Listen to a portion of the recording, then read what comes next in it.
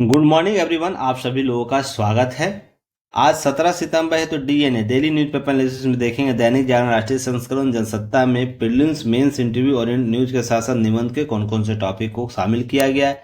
जो यूपीएससी के साथ साथ अगर पीसीएस आप लोग दे रहे हैं, जिसमें बीपीएससी की बात होती है, UP PCS, MP PCS, RAS, Rajasthan PCS, Chhattisgarh PCS, Himachal Pradesh PCS, जैसे अगर एग्जाम दे रहे हैं उसमें करंट अफेयर्स को लेकर कोई भी क्यूरी हो, कोई भी समस्या, उसके समाधान के लिए लगातार हम प्रयासरत है। उसी कड़ी में आज हम लोग देखेंगे आज का डिस्कशन टॉपिक क्या है, जिसमें हम लोग चर्चा करने वाले हैं। सबसे पहले तो याद रखिएगा, चौथे वैश्विक अक्षय ऊर्जा सम्मेलन री इन्वेस्ट आपको 2024 के संदर्भ में।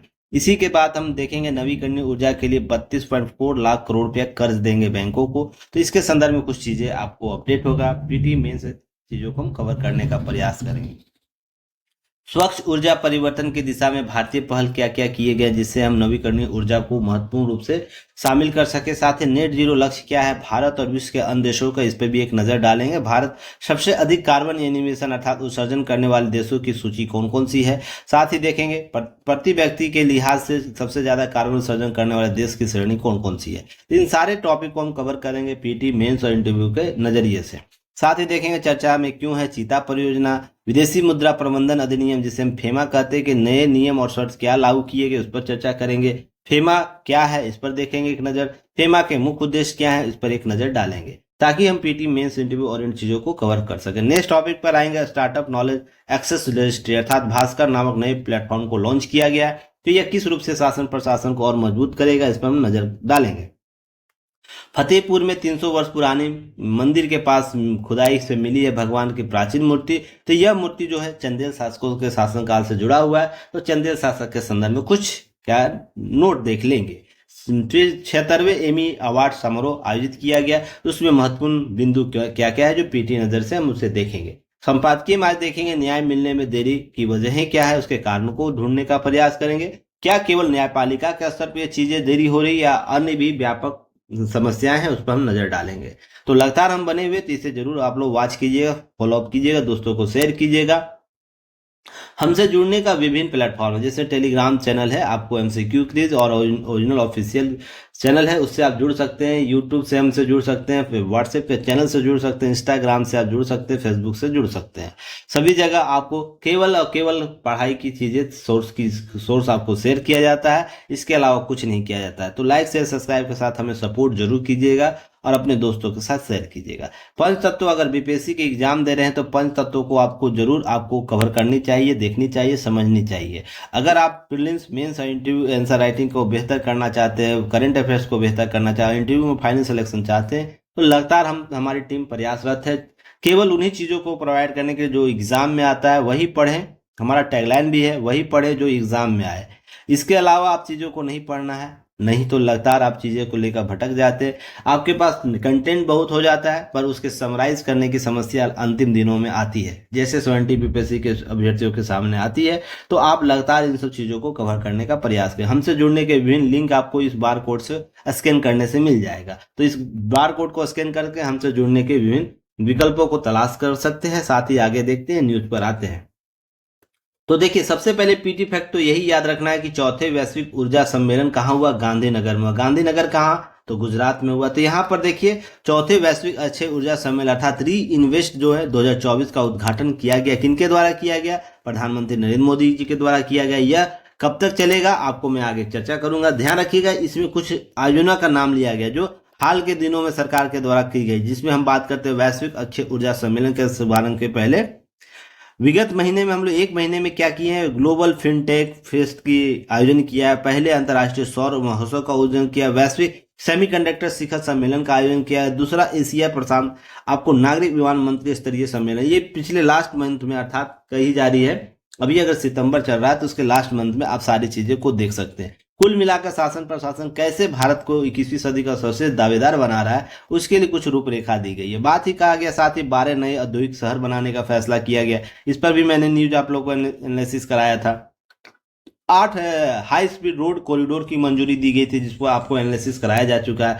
मोबिलिटी की बात की गई, ई मोबिलिटी की बात की, 3E की बात की गई है। सारे पर न्यूज आप लोगों को कवर किया गया है। तो आप जाके पिछले महीने के सारे न्यूज को देखिए, जो लोग अभी तक नहीं देख सके, और जो लोग देख चुके हैं अपने माइक्रो नोट्स को एक बार फिर से रिवाइज कर लीजिएगा, ताकि आप इस न्यूज के साथ टाई अप हो जाए और चीजों को कवर करें। साथ ही इस इवेंट में सरकार के द्वारा आपको बातें की गई है किसके बारे में, जलवायु परिवर्तन के बाद G20 शिखर सम्मेलन जो बातें की गई उसके संदर्भ में। नेक्स्ट न्यूज की तरफ पर देखिएगा, नवीकरणीय ऊर्जा के लिए आपको कितना रुपया दिया जाएगा, करोड़ रुपया, 32.4 लाख करोड़ रुपया कर्ज देंगे बैंक। तो इस तरीके से भारत में इंफ्रास्ट्रक्चर डेवलप होगा किसके क्षेत्र में, नवीकरणीय ऊर्जा के क्षेत्र में। ये कौन जानकारी दे रहे हैं, जो ऊर्जा मंत्री हैं, नवीकरणीय ऊर्जा मंत्री प्रहलाद जोशी, उनके द्वारा दी जा रही है। 570 गीगावाट अतिरिक्त क्षमता जोड़ने पर काम किया जाएगा।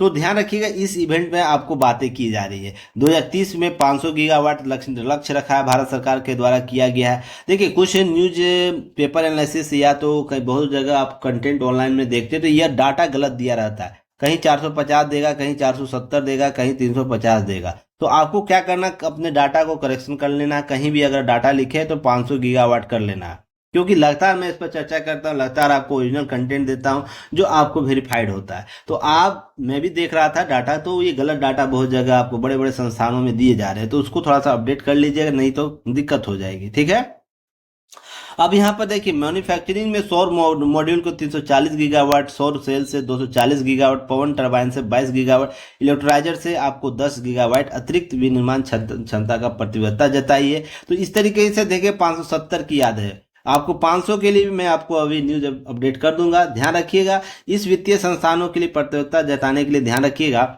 कि वित्तीय संस्थानों ने 2030 तक लगभग 386 अरब डॉलर अर्थात 32.45 लाख करोड़ रुपया अतिरिक्त वित्त पोषण की प्रतिबद्धता जताई। तो ये बहुत बड़ा राशि होगा इस क्षेत्र में। इसके इंफ्रास्ट्रक्चर संसाधनों को बढ़ाने के लिए और कौशल विकास को बढ़ावा देने के लिए, साथ ही साथ हम मार्केटिंग यूनिट को डेवलप कर सकते हैं। तो यह कहीं ना कहीं बेहतर उत्पादन क्षमता होगा। 2014 में कितना अरब यूनिट था अच्छे ऊर्जा के उत्पादन में, ये आंकड़े आपके सामने है। तो इस तरीके से आप चीजों को क्या करेंगे, आप कवर करेंगे। चलिए आगे हम बात करेंगे इसी के संदर्भ में कि री इवेंट्स क्या, आपको री इन्वेस्ट क्या था, जो आपको 2024 के महत्वपूर्ण मुद्दे क्या था। तो सबसे पहले याद रखना, यह 16 से 18 सितंबर तक चलेगा। यह महात्मा गांधी आपको गांधीनगर गुजरात भारत में आयोजित किया गया। तो यह इवेंट क्या करता है, नवीन और नवीकरणीय ऊर्जा मंत्रालय के द्वारा आयोजित किया जाता है। यह अक्षय ऊर्जा क्षेत्र में महत्वपूर्ण एक्सपो के तौर पर काम करता है। री इन्वेस्ट का एक वैश्विक मंच है जो ऊर्जा क्षेत्र के अच्छे ऊर्जा के प्रमुख खिलाड़ियों के साथ लाता है, जो विश्व के अन्य देश से जो विश्व में है ना, उनको एक मंच पर लाने का प्रयास करता है। इसमें बहुत से उद्योग जगत के नेता, निवेशक, शोधकर्ता लोग शामिल होते हैं। प्रदर्शनी में नवीनतम अध्यक्ष अर्थात अक्षय ऊर्जा के प्रौद्योगिकी और संसाधनों का विमोचन किया जाता है, प्रदर्शन किया जाता है, ताकि एक दूसरे के इनोवेटिव आइडिया को लोग समझ सके, देख सके। सम्मेलन में क्या किया जाता है, उच्च ऊर्जा के उच्च भविष्य के गहन चर्चा की जाती है। वैश्विक ऊर्जा परिदृश्य के आकार, रुझान, प्रौद्योगिकी और नीतियों की खोज की जाती है, अर्थात रिसर्च एंड डेवलपमेंट के पार्ट को और भी मजबूत करने का प्रयास किया जाता है। इसके अतिरिक्त हम बात करें, यह अनूठा मंच है भारत में नवीकरणीय ऊर्जा लक्ष्यों को आगे बढ़ाने के लिए सहयोग, ज्ञान और साझाकरण, निवेशों को अवसरों को बढ़ाने के लिए महत्वपूर्ण मंच उपलब्ध कराता है। यह महत्वपूर्ण फैक्ट है, इसे याद रखिएगा। यहाँ से प्रश्न आपको लगातार पूछे जाते हैं, जैसे कि भारत 2030 तक लक्ष्य क्या रखा है, तो 500 गीगावाट नवीकरणीय ऊर्जा क्षमता वृद्धि की बात करता है। 43% नवीकरणीय ऊर्जा खरीद दायित्व सहित 500 गीगावाट। ध्यान रखिएगा, यहाँ पर आपको महत्वाकांक्षी लक्ष्यों के स्वच्छ ऊर्जा प्रतिबद्धता की बात की जाती है। तो इस तरीके से आप क्या करना है कि आपको भारत सरकार द्वारा 2024 तक, ध्यान रखिएगा, अंत तक 200 गीगावाट स्थापित गैर जो विद्युत क्षमता हासिल कर लिए 2024 के शुरुआती दौर में ही। ध्यान रखिएगा, इसके लिए मैंने कुछ दिन परसों का ही न्यूज अपडेट कराया था, कब यह किया था। इसमें बात की तो क्षेत्रवार लक्ष्य क्षमता गीगावाट में अगर बात करें तो भारत 2030 तक 500 गीगावाट नवीकरणीय ऊर्जा का लक्ष्य रखा, जिसमें सौर ऊर्जा 292 है, पवन ऊर्जा 100 गीगावाट है। इस तरीके से आपको जैव ऊर्जा 15 गीगावाट, जल विद्युत 78 गीगावाट और परमाणु ऊर्जा 15 गीगावाट। तो यह वर्गीकरण किया गया इसके तहत। अगर हम इसके अतिरिक्त कुछ बातें करें तो भारत सरकार द्वारा कराया किया जा रहा है कारण, ऊर्जा संरक्षण संशोधन अधिनियम लागू किया गया, मिशन राष्ट्रीय हरित हाइड्रोजन मिशन की बात कीजिए, वित्तीय प्रोत्साहन की बात कीजिए जिसमें उत्पादन आधारित प्रोत्साहन दिया, जैसे PLI योजना कहते हैं। इस तरह की योजनाओं को क्या किया गया, उन्नति किया गया है, उसको समायोजित करने का प्रयास किया गया। बाजार तंत्र, जिसमें आगामी राष्ट्रीय कार्बन बाजार, जिसे कार्बन कैप्चरिंग कहते हैं, इसके बाद कार्बन ट्रेडिंग भी कहा जाता है, के माध्यम से समर्थित किया जा रहा है, अर्थात उसे पदोन्नति किया जा रहा है, जिसके माध्यम से नवीकरणीय स्वच्छ ऊर्जा परिवर्तन लाने में महत्वपूर्ण जो खिलाड़ियां हैं उनके जो तंत्र है उसको विकसित कर सके। इसके अतिरिक्त नेट जीरो लक्ष्य क्या है, यह बहुत ही महत्वपूर्ण है क्योंकि यह एग्जाम में आपसे बार बार पूछेगा। भारत ने वर्ष 2070 तक नेट जीरो उत्सर्जन तक पहुंचने का महत्वाकांक्षी लक्ष्य रखा। मैं बार बार ग्लासगो सम्मेलन की बात करता जो कोप 26 है, उसमें पंच तत्व आपको लक्ष्य निर्धारित किए गए थे जलवायु परिवर्तन से संबंधित, जिसमें एक यह भी शामिल है। तो बार बार मैं आपको पंच तत्व का नोट भी देता हूं, बार बार चर्चा भी करता हूं, तो आप इसको क्या करना है, याद कर लेना। जब भी एग्जाम आप दीजिएगा इस दौरान यह आपके साथ चलेगा क्योंकि जलवायु परिवर्तन के मुद्दे आपको 2070 तक टॉपिक में हैं। तो आप उससे पहले सिलेक्शन लीजिएगा तो आप याद कर लीजिए, इससे बेहतर होगा। अगर हम 2022 अगस्त की बात करें तो इसमें 2030 तक गैर जीवाश्म ईंधन आधारित ऊर्जा स्रोतों का 50% संचयी विद्युत स्थापित करने की क्षमता के लिए लक्ष्य निर्धारित किया गया था। योगदान एनडीसी के द्वारा, जो राष्ट्रीय स्तर पर होता है ना, राष्ट्रीय स्तर पर आपको जलवायु परिवर्तन से निपटने के लिए तंत्र विकसित किया गया, उसके लिए लक्ष्य अद्यतन किया है, तो इसे अपडेट मानिएगा। अब है कौन सा देश कब नेट जीरो करेगा, इसके लिए आपको ध्यान रखिएगा। यूरुग्वे आपको 2030 तक करने की बात किया, फिनलैंड 2035 तक, ऑस्ट्रेलिया 2040 तक, जर्मनी और स्वीडन 2045 तक, अमेरिका समेत कई देश 2050 तक है, चीन आपको 2060 तक है, भारत 2070 तक है। तो इस लक्ष्य को याद रखना है। इससे पहले भी प्रश्न पूछे जा चुके हैं विभिन्न एग्जामों में। अगर यूपीपीसीएस की बात कर लें, यूपीएससी की बात कर लें, वहां से प्रश्न पूछे जा चुके हैं। राजस्थान में ये प्रश्न यहाँ से पूछे जा चुके हैं। तो इस तरीके से आपको याद रखना है। बीपीएससी में भी यहाँ से प्रश्न पूछे जा सकते हैं। कौन सा देश किस वर्ष तक अपने को जीरो नेट करेगा या शून्य नेट जीरो लक्ष्य को प्राप्त करेगा। इसके साथ साथ याद रखिएगा इस वक्त भारत कार्बन उत्सर्जन करने वाले सबसे ज्यादा देश कौन है, तो सबसे पहले अमेरिका याद रखिए 28% योगदान देता है। उसका चीन 15%, भारत 7%, रूस 5%, जापान 3%, और बाकी दुनिया आपको शेष जो दुनिया है इनको छोड़कर आपको 42% करती है। तो सबसे अधिक मात्रा में आपको 28% अमेरिका कर रहा है। टॉप 3 में आपको भारत आता है, पर ध्यान रखिए अनुपातिक रूप से भारत इस अमेरिका से और चीन से बहुत कम मात्रा में कार्बन उत्सर्जन करता है। इसके अतिरिक्त हम बात करेंगे अगले टॉपिक में, तो प्रति व्यक्ति उत्पादन की हम बात कर ले कि प्रति व्यक्ति कौन करता है सबसे ज्यादा उत्सर्जन, तो कतर करता है 30.7% आपको करता है। उसके कुवैत करता है 21%, बहरीन आपको 19%, लगभग अप्रोक्स 20% मान के चलिए, यूएई आपको 18%, ब्रुनई आपको 15%, ऑस्ट्रेलिया 14.6%, सऊदी अरब लगभग 15% के आसपास ये भी करता है, ओमान 13.9%, कनाडा आपको क्यूस अमेरिका के द्वारा। तो भारत का देखते हैं इसमें कहीं नहीं स्थान है। टॉप 10 की बात हम कर लें उसमें, तो ध्यान रखिएगा प्रति व्यक्ति उत्पादन में भारत कम है, पर आपको परसेंटेज के आधार पर 7% टॉप 3 में आता है। तो ये आंकड़े याद रखना है, रीजनिंग के तौर पर भी याद रखना है, यहाँ से प्रश्न पूछे जा सकते हैं। क्लियर है। अब है कि देखिए क्वेश्चन यहाँ से मेंस आंसर राइटिंग का आप यहाँ से ले लीजिए। री इन्वेस्ट 2024 क्या है, अच्छे ऊर्जा संबंधी भारतीय नीतियों की समीक्षा करते हुए इसके निर्धारण लक्ष्यों को अर्थात स्पष्ट करें। तो यहाँ पर जो वर्तमान न्यूज है उसकी चर्चा करना है, अच्छे ऊर्जा के संबंध में भारतीय नीति क्या है उसकी चर्चा करना है, और इसके निर्धारक या निर्धारण तत्व लक्ष्य क्या है, अर्थात लक्ष्य क्या भारत रखा है। पंच तत्वों के संदर्भ में भी आप चर्चा कर सकते हैं, या तो अक्षय ऊर्जा को ही रिफ्राइन करके लिख सकते हैं। तो इसको 250 शब्दों में लिखना है। आप इसको लिख के कहाँ भेजिएगा, युक्ति है, इसका ऐप डाउनलोड कर लीजिएगा जो लोग ऐप डाउनलोड नहीं किए, और इसके संदर्भ में एक चैट बॉक्स बना हुआ है आपको हिंदी न्यूज़पेपर एनालिसिस का, उसमें भेजना है, तो आप वहां से चीजों को कवर कर सकते हैं। आज सारी कॉपियां आप लोग की शेयर कर दी जाएगी शाम तक। चलिए बात करते हैं, जब हिंदी न्यूज़पेपर एनालिसिस का आंसर राइटिंग जो चलाया जाता है वो 365 दिन चलाया जाता है।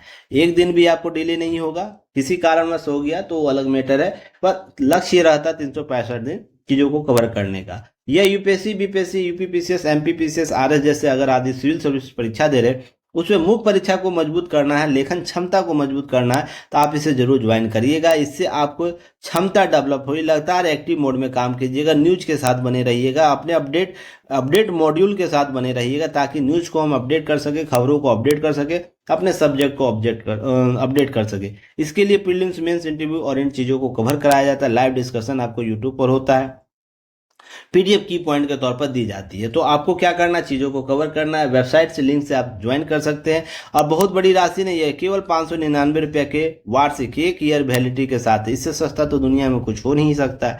आप चीजों को कवर कीजिए, लगातार हम प्रयास कर रहे हैं। इसके लिए मेंटरशिप आप लोगों को स्पेशल दिया था, कोई भी क्यूरी हमसे डायरेक्ट बात कर सकते हैं, इसकी यह सुविधा उपलब्ध कराई गई है। चलिए आगे बात करते हैं। इसके अतिरिक्त हमारे यहाँ बीपीएससी लॉन्च किया गया है, पेपर आपको लॉन्च किया गया है, आपको 70 बीपीएससी के लिए भी टारगेट बैच और 21 बीपीएससी के लिए फाउंडेशन बैच का, तो दोनों का आप अपने आवश्यकता अनुसार चीज़ों को कवर कर सकते। टेलीग्राम पर डेली एमसीक्यू प्रैक्टिस कराई जाती है ताकि आप चीज़ों को लगातार बने रहें, एक्टिव मोड में काम करें। चलिए आगे हम बात करेंगे। आपको यह प्रोग्राम दी जाती है डू यू नो का सेक्शन, बहुत ही इनोवेटिव है। आपको लिए इंफॉर्मेशन के साथ साथ क्या कर सकता है, आपको बेस एक 365 दिन का एक टॉपिक दे सकता है, जिसके आधार पर 365 टॉपिक जो चर्चा में रहा उसके बारे में कुछ संक्षिप्त चर्चा हो। जैसे विश्व ओजोन दिवस कल मनाया गया तो उसके बारे में कुछ चर्चा की गई है, तो आप यहाँ से देख सकते हैं, न्यूज को कवर कर सकते हैं। ये सबसे पहले आपको व्हाट्सएप चैनल पर शेयर किया जाता है, आप वहाँ से चीज़ों को कवर कर सकते हैं। उसके बाद सारे जगह विभिन्न सोशल मीडिया प्लेटफॉर्म पर शेयर किया जाता है। लगातार आप इसे वॉच कीजिएगा तो लाभ ही मिलेगा। चलिए इसे स्कैन कर लीजिएगा, व्हाट्सएप चैनल से अगर जुड़ना चाहते हैं तो इस बार कोड को स्कैन कर से जुड़ सकते हैं। चलिए आगे नेक्स्ट टॉपिक पे आएंगे। देखिए चीता परियोजना, केंद्र और राज्यों के विभागों तालमेल की कमी हुई। अभी हम कूनो राष्ट्रीय प्रबंधन की जताई चिंता, ये बात की जा रही मध्य प्रदेश के महालेखाकार की रिपोर्ट के आधार पर हम बात कर रहे हैं। अब केवल कूनों की बात नहीं हो रही, बात हो रही है कि चीता परियोजना में जो महत्वपूर्ण तंत्र विकसित किए गए उस पर प्रश्न चिन्ह भी लग जाता है। अभी हाल ही में आपको दूसरे देशों से लाया गया है, नामीबिया से, फिर उसके बाद आगे चल रहा है कि इक्वेटर 0 डिग्री के आसपास के जो देश हैं, अफ्रीकी देश, वहां से लाया जाएगा ताकि जो उत्तरी गोलार्ध में भारत है उसके पर्यावरण से संबंधित जो वो अनुसरण कर सके, चीता उसके पर्यावरण में ढल सके, ताकि हम नए चीजों को नए इनोवेटिव तरीके से इसको बचाने का प्रयास करें। जो क्षमता विहीन चीजें हम लोग डेवलप कर रखे हैं, जिसमें बात होती है कि चीता परियोजना के लिए हम चीता को दूसरे देश से लाते हैं, उसमें खर्च होता है, उसके बाद उसके अनुसंधान और उसके रिसर्च एंड डेवलपमेंट के लिए हमारे पास संसाधनों का वितरण किया जाता है, वो भी खर्च समाप्त होता है। पर उसका अंत में क्या होता है कि अंत में रिजल्ट उतनी उम्मीद के साथ नहीं आती। तो हम वैसे क्षेत्रों का चयन करें जिसके माध्यम से हमारे पर्यावरण के साथ उसका पर्यावरण जुड़ता हो, हमारे नेचर के साथ उसका नेचर जुड़ता हो। तो इस तरीके से ध्यान रखिए, मध्य प्रदेश में जो हो रहा 22 चीते लाए गए थे, जिनमें सितंबर 2022 में नामीबिया से आए 8, फरवरी 2023 में दक्षिण अफ्रीका से आए 12 चीते शामिल थे। तो आपको पीटी फैक्ट याद रखना है, यहाँ से प्रश्न भी पूछे जा चुके हैं। भारत आने के बाद 8 वयस्क चीतकों के 3 मादा और 5 नर की मौत हो चुकी है। तो आप सोच सकते हैं 12 ही केवल बते। भारत में 17 शावकों का जन्म हुआ, जिनमें 12 जीवित है। इससे कूनों के शावकों सहित चीतों की कुल संख्या 24 होगी। वर्तमान में सभी चीतों के बाड़े में रखा गया, अर्थात उनको खुले स्थान पर नहीं रखा गया। तो कुल मिलाकर हम बात कर रहे हैं कि प्रबंधन हम कैसे करें, इसका नियोजन कैसे करें ताकि हम इसके मोस्ट आउटपुट रिजल्ट को प्राप्त कर सके। तो इसके लिए आपको यह एक रिपोर्ट आया जिस पर चर्चा की गई है, ध्यान रखिएगा। इसके लिए ध्यान रखिए 21, 22, 23, 24 फरवरी 2024 तक चीता परियोजना किया गया 44.14 करोड़ रुपये व्यय अनुमोदित प्रबंधन योजना की रिपोर्ट अनुसार नहीं था। तो ये आंकड़े आपको देखने को मिलता है। कुल मिलाकर इंटरनेशनल बिग कैट अलायंस के महानिदेशक एसपी यादव पिछले सप्ताह में भी ये चिंता व्यक्त कर चुके हैं इन सब के संबंध में। तो कुल मिलाकर बात यही चल रही है कि चीता परियोजना को बेहतर प्रबंधन की आवश्यकता है। कुछ समान जानकारी चीता के लिए बात करें। एशियाई चीता का जो वैज्ञानिक नाम इसका है एसिनोनिक्स जुबेटस, याद रखिएगा। जिसमें 2 प्रजातियां आती है, एशियाई चीता और अफ्रीकी चीता। एशियाई चीता और अफ्रीकी चीता के संदर्भ में आप चीजें देख सकते हैं। अगर हम बात करें विशेषता इसकी क्या है, तो सबसे पहले जाए विश्व की सबसे तेज दौड़ने वाले स्तनधारी के तौर पर इन्हें जाना जाता है। अपनी क्षमता के बजाय गति से, अर्थात यह लड़ने की क्षमता से नहीं जाने जाते या शिकार करने की क्षमता से नहीं जाते, ये इतनी तेजी से गति करते हैं ना, कोई शिकारी भागकर उसे पहले आगे निकल कर उसका शिकार करता है। तो अर्थात गति के माध्यम से चीता। और जगुआर एक कंपनी है, आपको तो ध्यान रखिएगा, इसी के फॉर्मेट पर बनाया गया है, जिसका स्लो ही मोशन यह कहता है, स्लोगन यह कहता है कि वो तेज, सबसे तेज है। जब ये शिकार के पीछे करता है वो लगभग 200 से 300 मीटर के लिए 1 मिनट से कम अवधि लेता है, अर्थात हम 130 किलोमीटर प्रति घंटे की स्पीड से यह दौड़ता है अप्रोक्स। अगर नॉर्मल हम बात करें इसकी, तो अपनी क्षमता का यह वर्णन करेगा।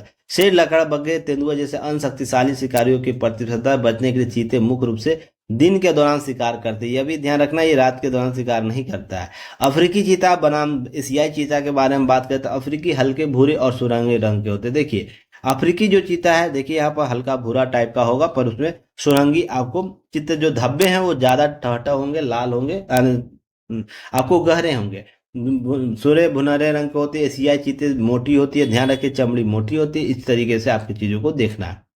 चेहरों पर धब्बों रेखाओं की प्रधानता पूरे अफ्रीकी महाद्वीप में पाए जाते हैं। आईसीयूएन लिस्ट में से स्थिति सुभेद वेनेबल रखा गया है। फिर इसके बाद एशियाई चीतों की हल्की और पीले रंग की आपको त्वचा होती है। शरीर पर नीचे विशेष रूप से पेट पर अधिक बाल केवल ईरान में पाए जाते हैं। ईरानियन जो होता है ना, देखिए यहाँ ईरानी यही है, ईरानी, इसमें बाल जो होंगे नीचे वो अधिक पाए जाते हैं, जिससे आपको पहचाना जाता है ये एशियाई मूल का है। और इसमें बाल कम होगा अफ्रीकी मूल वाले में।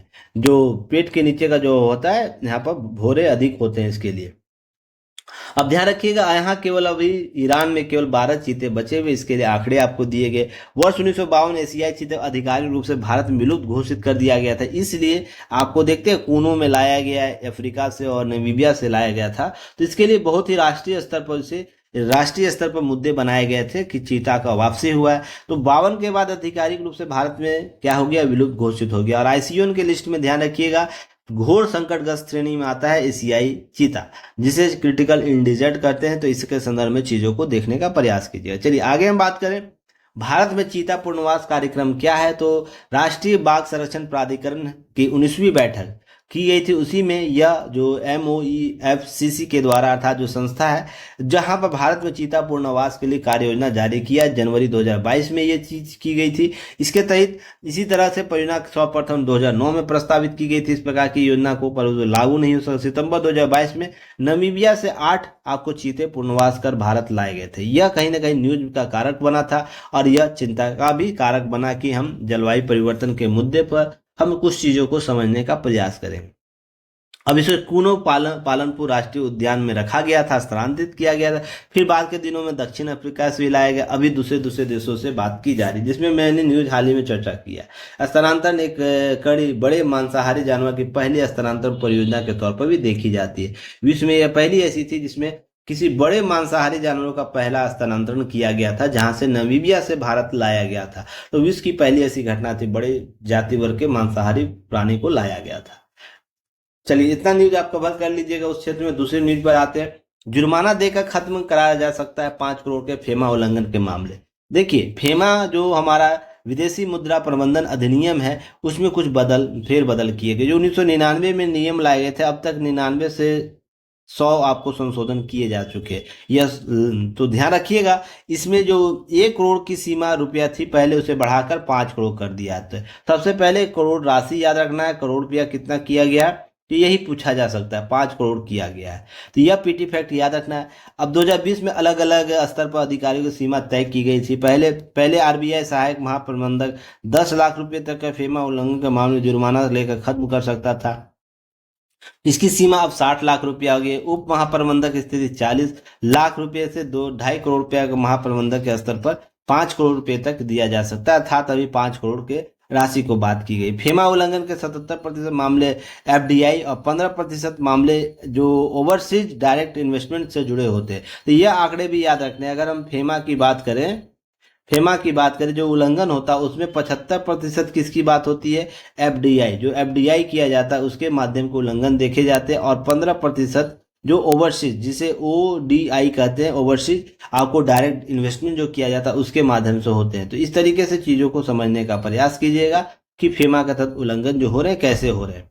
क्लियर है। अब इसके अतिरिक्त ऑब्जेक्टिव्स क्या है फेमा के। तो सबसे पहले अब जो आपको इनलीगल एक्टिविटीज है उसको रोकने की प्रयास कीजिए। बैलेंस ऑफ पेमेंट की सिस्टम जो हमारे देश का आयात निर्यात के उसके कॉन्सेप्ट को संतुलित करने की बात है। कैपिटल एंड करेंट अकाउंट को क्या करता है, पारदर्शी बनाने का प्रयास करता है। कंप्लेंट विथ इंटरनेशनल और जो ऑब्लिगेशन है लगाए जाते हैं उसको भी कंट्रोल करने की बात की जाती है। जो प्रोड्यूस किया था आउटलाइनेड प्रोड्यूस किया जाता है, जिसके माध्यम से भी एक नियमबद्ध तरीके से चीजों को सामने रख सके और इन्वेस्ट के माध्यम से कोई देश निवेशक हमारे देश में इन्वेस्ट कर सके, क्योंकि यहाँ पर पारदर्शिता को लागू किया जा सकता है। इसके अतिरिक्त फेमा क्या है यह समझने के प्रयास कीजिएगा। आर्थिक सुधारों और उदारीकृत परिदृश्यों के माध्यम से नए जो अधिनियम होते हैं उसको प्रतिस्थापित करता है। इसी के साथ विदेशी मुद्रा प्रबंधन अधिनियम फेमा अर्थात the foreign exchange management act 1999 और ईडी इसके माध्यम से भी काम करती है। ध्यान रखिए, मैंने ईडी के एक संदर्भ में कुछ न्यू नोट दिया था, तो फेमा का नाम लिया था और फेरा का नाम लिया था। याद रखिएगा,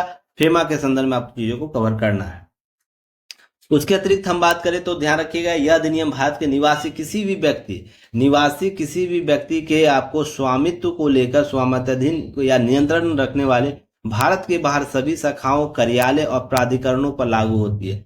जो भारत का कोई भी निवासी, हमारे भारत के अंदर का कोई निवासी है, उसका कहीं विदेश में भी आपको क्या है, उसका आउटलेट है उसके कंपनी का, तो उस पर भी यह नियम कानून काम करेगा। सिंपल सा संदर्भ समझने का प्रयास कीजिए। इसके अतिरिक्त फेमा की शुरुआत एक निवेशक अनुकूल विधान के रूप में की गई थी, परंतु यह एक क्या हुआ, बाद के दिनों में एक अर्थ में पूर्णतः सिविल विधान के तौर पर इसमें उल्लंघन न केवल मौद्रिक सख्तियां और अर्थदंड के भुगतान करना भी शामिल हो गया। बाद में संशोधन करके यह चीजें की गई थी ताकि हम नियम को बेहतर रूप से संचालित कर सके, उसका प्रबंधन कर सके, ये सब चीजें की गई थी। इसके तहत किसी भी व्यक्ति को सिविल कारावास का दंड तभी दिया जा सकता है यदि वह नोटिस मिलने के तिथि से 90 दिन के भीतर निर्धारित अर्थदंड का भुगतान न करे, परंतु यह दंड उसे कारण बताओ नोटिस और व्यक्तित्व सुनवाई के औपचारिकता पश्चात ही दिया जाएगा।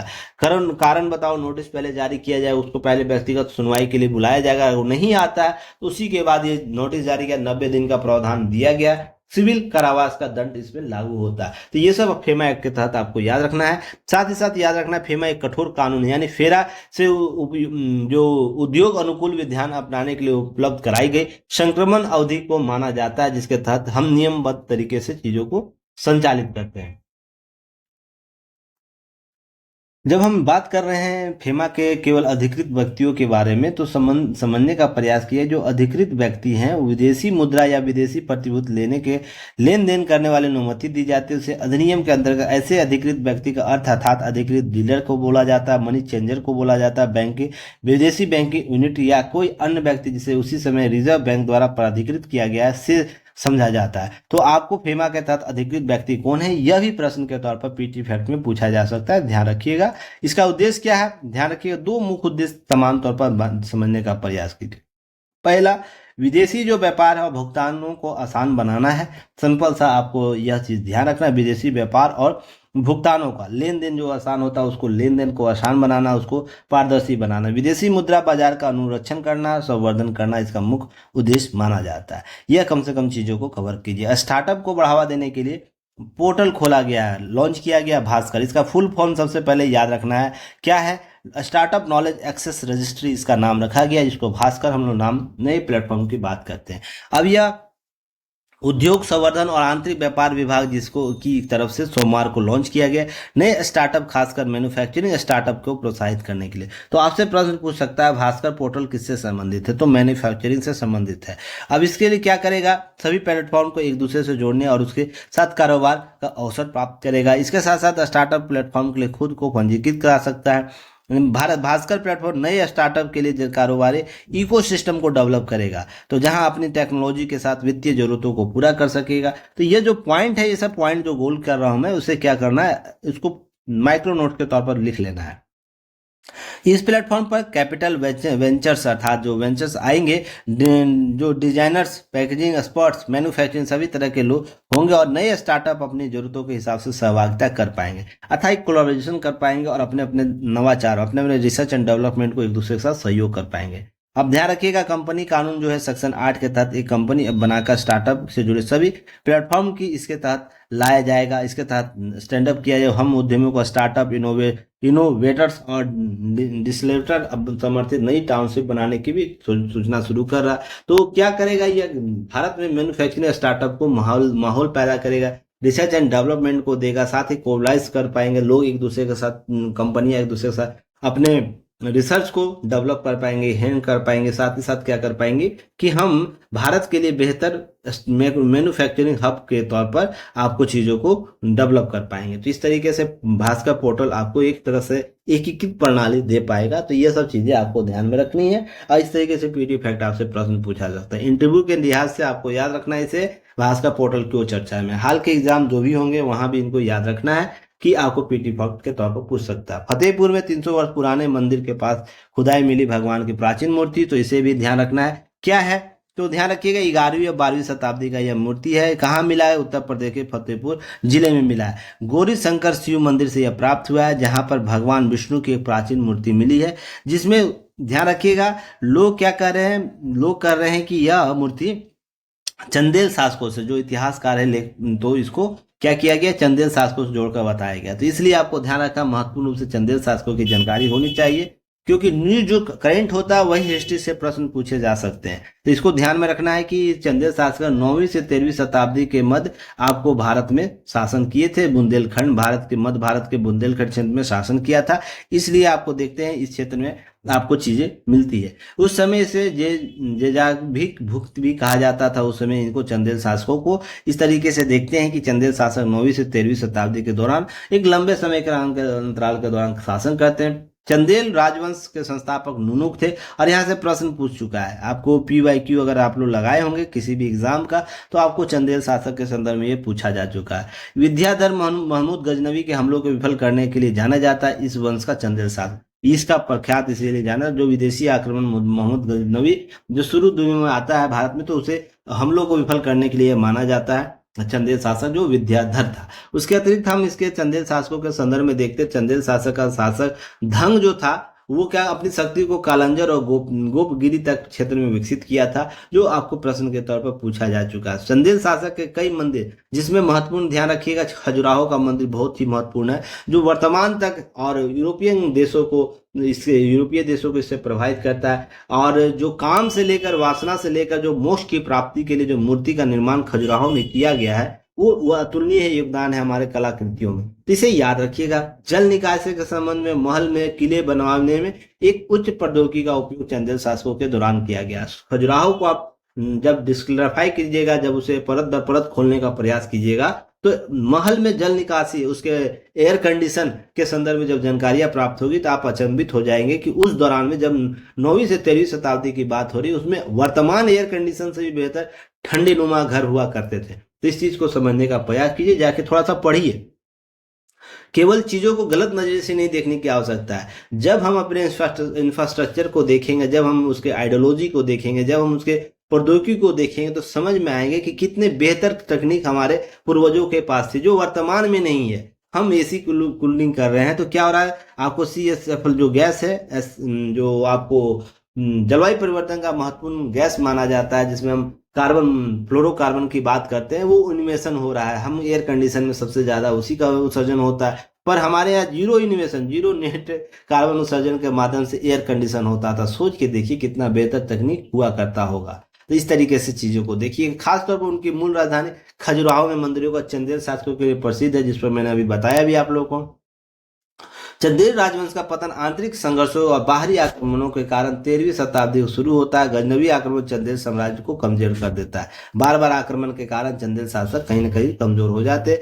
कुतुबुद्दीन ऐबक के नेतृत्व में दिल्ली सल्तनत में ही चंदेल साम्राज्य का आक्रमण हुआ था।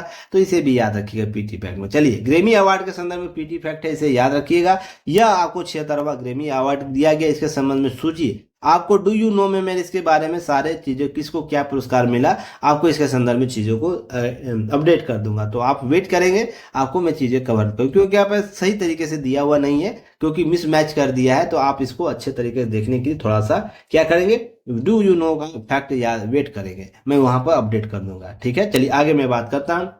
न्याय मिलने में देरी की वजह। मैं हाल ही के दिनों में, हाल के वीक में, जब जिला न्यायालय की बात कर रहा था, जिला सत्र न्यायालय की बात कर रहा था, फिर उसके बाद उच्च न्यायालय की बात किया, सर्वोच्च न्यायालय की बात किया था और न्याय तंत्र की बात किया था, तो उसमें यह तत्व दिया था जो यहाँ पर बातें की गई है। कुल मिलाकर बात है कि शासन प्रशासन में जब हम बात करते हैं, तो राष्ट्रीय सम्मेलन के समापन का अवसर पर राष्ट्रपति द्रौपदी मुर्मू जी के द्वारा भी बातें की गई थी कि तारीख पर तारीख देने का स्थगन संस्कृति को बदलने की नसीहत दी थी। तो यहाँ केवल यह एक पक्षीय क्या है, एक पक्षीय नजरिया दर्शाता है। यहाँ पर अगर संतुलित रूप से हम बात करें या हम संतुलन की स्थिति को लाने का प्रयास करें, तो दो चीजें समझने का प्रयास कीजिएगा। प्रशासन और क्रियान्वयन, जो ऐसे तंत्र है, क्रियान्वयन के तंत्र ऐसे तंत्र, दो आयाम होते हैं जिसपे किसी व्यवस्था का है ना, व्यवस्था की नींव टिकी होती है। तो इसके लिए हम क्या प्रशासन को उस लायक बना रखे हैं, और क्रियान्वयन की पद्धति जो हमारे पास तंत्र है, क्या हम बना रखे हैं, जो हमारा व्यवस्था वो है वो सफल हो पाएगा। तो हम दोनों स्तरों पर देखते हैं या इसमें कुछ न कुछ कमियां हैं। प्रशासन की हम बात करें तो हम प्रशासन में बात करते हैं, जिला स्तर पर बात करते हैं, या हम उच्च न्यायालय की बात करते हैं, या सर्वोच्च न्यायालय की बात करते हैं। यहाँ पर हायरार्की जो सिस्टम है अभी भी आपको देखने को मिलेगा, जो अंग्रेजी इकोसिस्टम था, अंग्रेजी हायरार्की था, उसी के अनुसार चीजें हो रही हैं। अगर हम प्रशासन की बात कर ले तो इसमें नियुक्तियों के संदर्भ में हम बात करते हैं, नियुक्तियों के संदर्भ में बात करते हैं, सत्र से लेकर आपको सर्वोच्च न्यायालय तक प्रक्रिया बहुत लंबी होती है, प्रक्रिया जटिल होती है, जिसके माध्यम से क्या होता है, हम बेहतर लोगों को नहीं ले पाते। योग्यता आधारित कॉन्सेप्ट को हमने अभी तक डेवलप नहीं किया। आप 21वीं सदी के दौर में हम जी रहे हैं, आपको समझने का प्रयास करना होगा कि हम जब योग्यता आधारित कॉन्सेप्ट को नहीं लाएंगे, केवल आपको वरीयता आधार पर हम लेकर आएंगे, तो आप चीजों को, वर्तमान चीजों को लाने के लिए, वर्तमान योग्यता को लाने के लिए आप चीजों को देश और दुनिया को जस्टिफाई ही नहीं कर पाएंगे, जोड़ ही नहीं पाएंगे। इसलिए योग्यता आधारित, मैंने मेरे इंटरव्यू में यह प्रश्न पूछा गया था, मैंने ये बात रखी भी थी, शायद उन लोगों को बुरा लग गया था। क्यों? क्योंकि जब सच बात बोली जाती है ना, सामने वालों को बुरा लगेगा। रीजन उसके पीछे समझने का प्रयास, हालांकि उनसे 2 मेंबर संतुष्ट थे, एक मेंबर थोड़ा सा लगा कि नहीं ये बात ज्यादा, क्योंकि वो सीनियर थे। यहाँ समझने की आवश्यकता है कि भारत की 21वीं सदी की आवश्यकता बदल गई है। हमें 21वीं सदी में उन आवश्यकताओं को ढूंढना है ना, जहां पर हम सेवाओं की आपूर्ति जो कर रहे हैं, सेवाओं की आपूर्ति जो कर रहे हैं, वो तीव्र होनी चाहिए, वो संतुलित होनी चाहिए, और वो क्या होना चाहिए, 100% संतुष्टि के साथ होनी चाहिए। नहीं तो क्या होगा, हम युग के साथ नहीं हो पाएंगे। युग कहने का मतलब देश के साथ, देशों के समूहों के साथ, क्योंकि देश उससे हमसे आगे निकल जाएगा इस मामले में। हम जब योग्यता आधारित कॉन्सेप्ट बात करते हैं तो क्या होता है, रिसर्च एंड डेवलपमेंट वो ज्यादा करते हैं, रिसर्च एंड डेवलपमेंट ज्यादा करते हैं, साथ ही साथ वो क्या करेंगे, नई नई टेक्नोलॉजी, प्रौद्योगिकी के साथ जुड़े रहेंगे। इसलिए प्रशासन के स्तर पर यह सुधार करने की आवश्यकता है।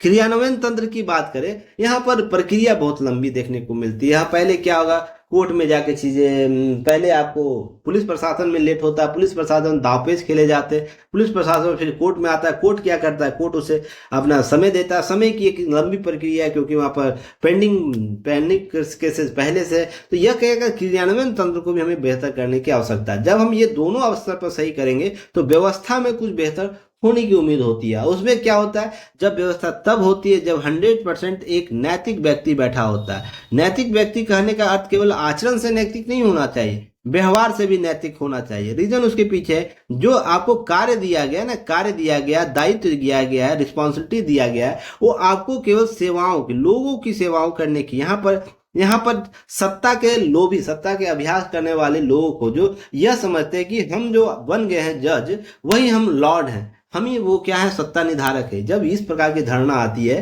तो क्या होता है कि सेवा की आपूर्ति करने का जो लोकतंत्र का मूलाधार है वो रुक जाता है, वो तंत्र समाप्त हो जाता है। वही कुल बात यहाँ पर की जा रही है। न्यायिक सिद्धांत की हम बात करें तो कहीं ना कहीं हम क्या करते हैं, पुरातन समानता के अधिकार को लेकर चलते हैं, न्यायिक व्यवस्था को लेकर चलते हैं। तो इस तरीके से आपको क्या होगी, अदालतों में छुट्टी की प्रक्रिया कहीं ना कहीं अलबत्ता आपको देखने को मिल जाता है। ब्रिटिश परंपरा के अनुसार अनेक न्यायाधीश गर्मी में छुट्टी में चले जाते थे, वही प्रक्रिया वर्तमान में देखने को मिलती है। तो इसलिए मैं बोला ना, 21वीं सदी में मांगे बढ़ गई हैं, मांगे बढ़ गई जनता की, और उसकी अपेक्षाएं बढ़ गई है। हम 21वीं सदी के साथ लेकर नहीं चलेंगे तो क्या होगा, हम चीजों को मॉडिफाई नहीं कर पाएंगे। केवल मंचों पर ये बात कर देने से किसी शासन प्रशासन का अधिकारी, वो न्यायमूर्ति हो या हमारे माननीय राष्ट्रपति हो, आपको कोर में जाना होगा, कोर में जाना होगा कि तंत्र कहाँ से प्रॉब्लम क्रिएट हो रहा है, हमको वहां से काम करना। जैसे हम बात कर रहे थे न्यायिक नियुक्ति, राष्ट्रीय न्यायिक नियुक्ति के बारे में। राष्ट्रीय जो न्यायिक नियुक्ति है, क्या वो नहीं होना चाहिए? बिल्कुल होना चाहिए। हाँ, उसमें कुछ डॉट्स है, कोई प्रॉब्लम्स है, उसको क्या करना, सॉल्व आउट करने की आवश्यकता है, ताकि नियुक्तियां तेज हो, नियुक्तियों में हम योग्यता आधारित लोगों को ला सके। पर यहाँ पर क्या हुआ कि सुप्रीम कोर्ट, माननीय सुप्रीम कोर्ट के जो लोग हैं, उन्हें इसके मूल ढांचा अर्थात यह जो मूल ढांचा संदर्भ में बातें करके इसे क्या करता है, रोक देता है, संविधान के विरुद्ध है। अरे संविधान के विरुद्ध नहीं है, संविधान के विरुद्ध होता है तो आपको इसमें प्रक्रिया लानी चाहिए। क्या आप दे रहे, क्या कोलिजियम व्यवस्था एक वैकल्प, एक लेटरल एंट्री की तरह लाया गया था? जैसे आप लेटरल एंट्री अभी यूपीएससी में बात करते हैं, वैसे ही कॉलेजियम व्यवस्था क्या लाई गई थी, अल्पकालीन समाधान लेकर आया था कि तत्काल जो व्यवस्था उसमें हम क्या कर सकते हैं, इसी को अस्थायी समाधान बना दिए लोग। कि कॉलेजियम व्यवस्था से जजों की नियुक्ति होगी। तो यह प्रक्रिया लेट है, वरीयता आधारित है, यहाँ पर बहुत चीजें होती है। जज का बेटा ही जज बनेगा, यह कॉन्सेप्ट देखने को मिल जाता है। और ये हजारों केस स्टडी, ऐसा नहीं कि मैं मुंह से बोल रहा हूँ, नई बातें बोल रहा हूँ। ये चीजें समझनी होगी। जब आपको राष्ट्रीय न्यायिक नियुक्ति संस्था बनाई जा रही थी, अगर उसमें डिमेरिट मिलता तो सुझाव देते आप, हाँ यह बेहतर सुझाव हो सकता है, आप इसे लागू करो। अरे लोकतंत्र का मूलाधार केवल यह नहीं होता है ना कि आप न्याय के व्यवस्था पर बैठे हो तो दूसरे को क्या करना है, दूसरे को आकलित कर देना है। आपका शासन बहुत अच्छा लगता है, दूसरे का शासन खराब लगता है। यह कॉन्सेप्ट जो है ना, यह कॉन्सेप्ट कहीं ना कहीं लोकतंत्र को प्रभावित करता है। शासन में बदलाव के सभी कारक विद्यमान होने चाहिए और उसके लिए जो भी आपको संसद निर्धारित करती है उसके अनुसार काम कर दे, क्योंकि संविधान इंपॉर्टेंट है, संविधान सबसे सर्वोपरि है। संविधान कहाँ अनुसरित होती है, संसद में होती है। संसद के नियम कानून बनाए जाते हैं, उसी के अनुसार चीजों को देखने की आवश्यकता है। तो यही आपको न्याय में मिलने की देरी के वजह देखा जाता है। उसके दो बातें मैंने पहले 2-3 लेक्चर में दे रखा, वही सब बातें यहाँ लिखी गई है। तो कुल मिलाकर बात आपको ऐसे ही देखनी, समझनी है और आगे बढ़नी है। तो चलिए फिर कल हम एक नए न्यूज एनालिसिस के साथ मिलेंगे। तब तक के लिए धन्यवाद। जय हिंद।